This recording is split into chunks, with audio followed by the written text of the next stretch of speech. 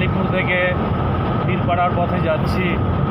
আমার সাথে আছে বকুলদা, মস্ত লোক, খুব ভালো সুন্দর গাড়ি চালায়।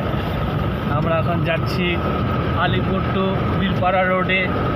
আমি বকুলদার সাথে পরিচয় করে দেবো। বকুলদা, একটা হাত দেখাও, হ্যালো বলো। হ্যালো, হ্যাঁ। আচ্ছা, এই যে বকুলদার সাথে পরিচয় হলো আপনাদের। আচ্ছা, আমি এখন রোডের দৃশ্যে নিয়ে যাচ্ছি আপনাদের। ধীরে ধীরে এই রোডের সৌন্দর্য আপনাদের দেখানোর চেষ্টা করব।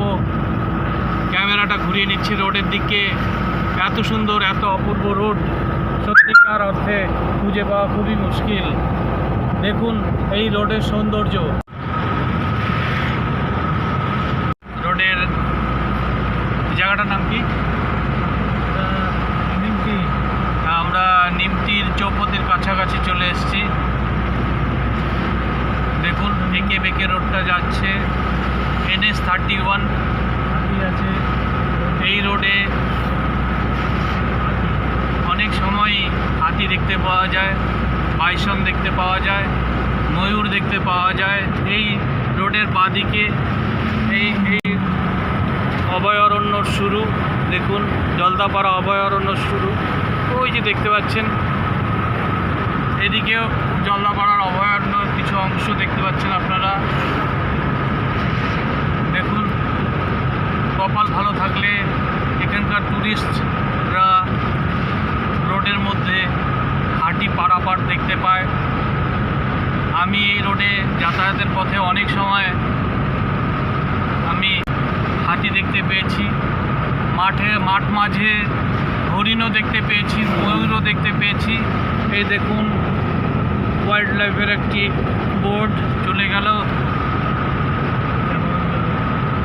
দেখুন এই যে চা পাতা বাগান, কি বাগান?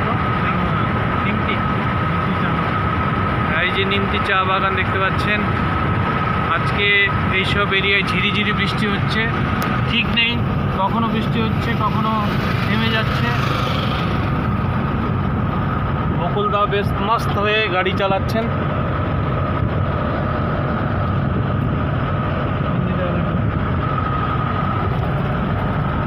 দারুণ সুন্দর। আলিপুর থেকে বীরপাড়া যাওয়ার পথে আর শিলিগুড়ি যাওয়ার পথে এই দৃশ্যটি পড়বে। NH-31 এটা। দেখুন অপূর্ব দৃশ্য। এই দৃশ্য খুঁজে পাওয়া ভার। যেমন সুন্দর চকচকে চকচকে রোড, তার চারিদিকে অপূর্ব অপূর্ব শোভা দিচ্ছে সবুজ অরণ্যের। এক ভদ্রলোক গাই বাছুর নিয়ে বসেছেন ঘাস খাওয়ার জন্য, খাওয়ানোর জন্য। দেখুন কি অপূর্ব দৃশ্য।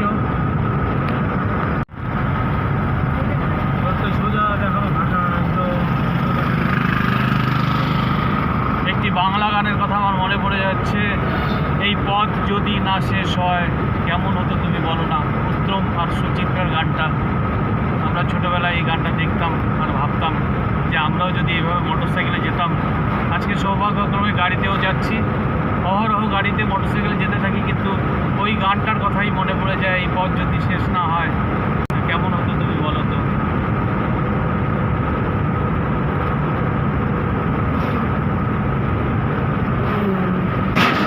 অপূর্ব দৃশ্য। রোডের দুধারে সবুজ অরণ্য দিয়ে ভরা, সবুজ শ্যামল, অপরূপ শোভা। এঁকে বেঁকে রাস্তাগুলো, মাঝে মাঝেই টার্ন পাচ্ছি আমরা।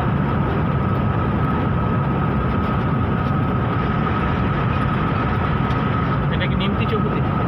এটা কি কোন জায়গা? হ্যাঁ, নিমতি চৌপতি। এই যে আমরা নিমতি চৌপতি চলে এলাম। নিমতি চৌপতি।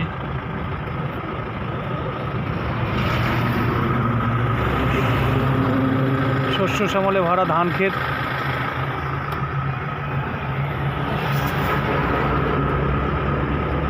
নিমতি চৌপতি একটু জাম চলছে।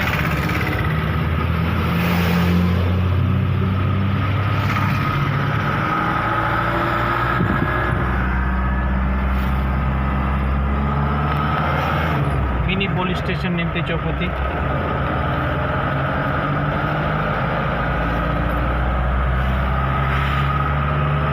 गोकुलदा अपना ध्याने गाड़ी चालिए যাচ্ছেন, খুব মস্ত লোক। আর দেখাচ্ছে একটা গান করে শোনাও গোকুলদা, গান করো একটা। এখন মনে করি তারপরে আমি গানটা শোনাবো, পরে ভালো গান শোনাবো।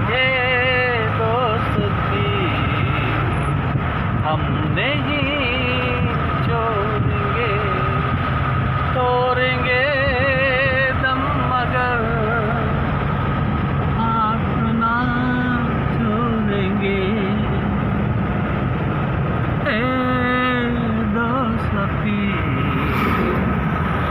हम नहीं छोड़ेंगे, तोड़ेंगे दम मगर तेरा हाथ ना छोड़ेंगे। নিমতি চৌপতি এলাম। এইদিকে রোডটা কোথায় চলে যাচ্ছে? এদিকে কালচিনি, এটা কালচিনি চলে যাচ্ছে। এই রোডটা চলে যাচ্ছে কালচিনি। আর এই রোডটা এটা মধুবাগান কুচবিহার চলে যাচ্ছে। মধুবাগানই যাবে তো না? কুচবিহার মধুবাগান চলে যাচ্ছে। আমরা যাচ্ছি সোজা শিলিগুড়ির পথে। আর বলছি এই পথ যদি না শেষ হয় কেমন হতো তুমি বলো তো? সত্যি সত্যি এত অপরূপ শোভা রাস্তার, আজ থেকে 20-25 বছর আগেও এই রাস্তাগুলো এত সুন্দর ছিল না। আমি বর্তমান সরকারকে অনেক ধন্যবাদ জানাই যে এই রাস্তাগুলো এত অপরূপ শোভা করে দেওয়ার জন্য ইস্ট ওয়েস্ট করিডোর বানিয়েছেন সরকার, তাদের আমি অনেক অনেক ধন্যবাদ জানাই। আজ থেকে 20-25 বছর আগেই এই রোড দিয়ে গেলে গাড়ির স্প্রিং পাত্তি বলে একটা জিনিস আছে, সেটা ভেঙে ভেঙে চলে যেত। আর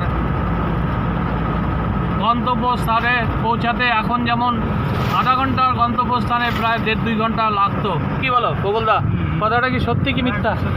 একটু বলো তো, এই সম্বন্ধে একটু বক্তব্য দাও তো। কি বলবো?